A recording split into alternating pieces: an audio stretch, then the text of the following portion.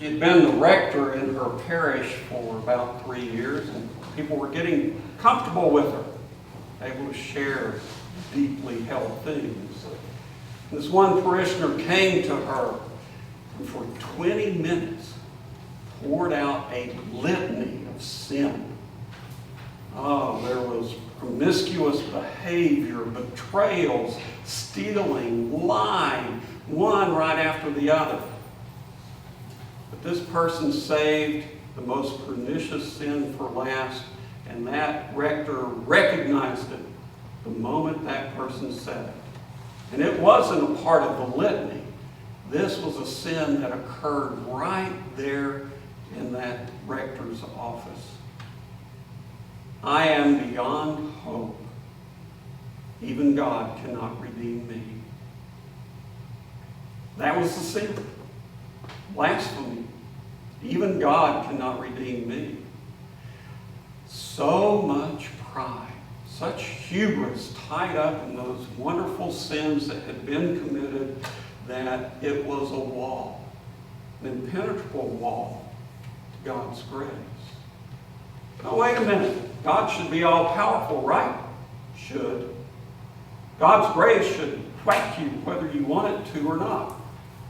Our understanding of God is just not that way. Our understanding of God is grace is a gift offered. It can be stopped by hubris and sin. Oh, I'm beyond redemption. And a couple of ways we heard in the lessons this morning. There's Jeremiah. Called before he was even in his mother's womb, before he was formed. God had a way for him laid out, a path to walk. Oh, no, sorry, I can't. I'm too young. Can't do that. So Jeremiah, called to be a vessel of God's grace, initially tried to say, no, can't do it. He gave it some thought. And then here's the other way, which is really pernicious. Institutional. Jesus in the synagogue sees this poor woman. You can almost see her. She's been over double, been that way for 18 years. Hey, come here. I'll tell you what, you're okay now. Laid a hand on her, whoop, straight up. She starts dancing around, praising God, and the rabbi gets into it. Wait.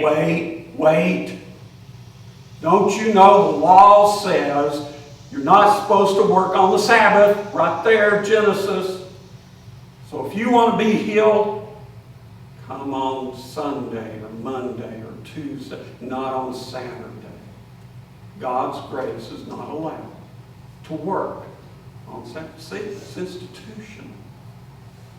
So these lessons challenge me to think, I wonder what ways I have been a bottleneck to God's grace.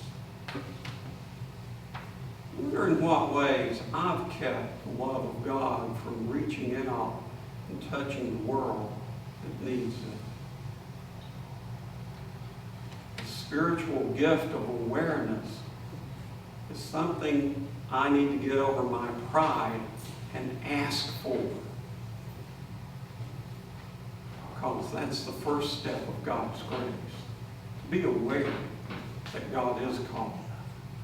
And the second thing, I wonder what ways my workplace, my school, my church, my family, my whatever institution, I wonder what ways they're set up to block God's grace into the world. And how can I pull that plug out and let God's grace flow? Oh, I'm such a horrible sinner. God can never. No. God can. God will. God promised. All I have to do is say, yes.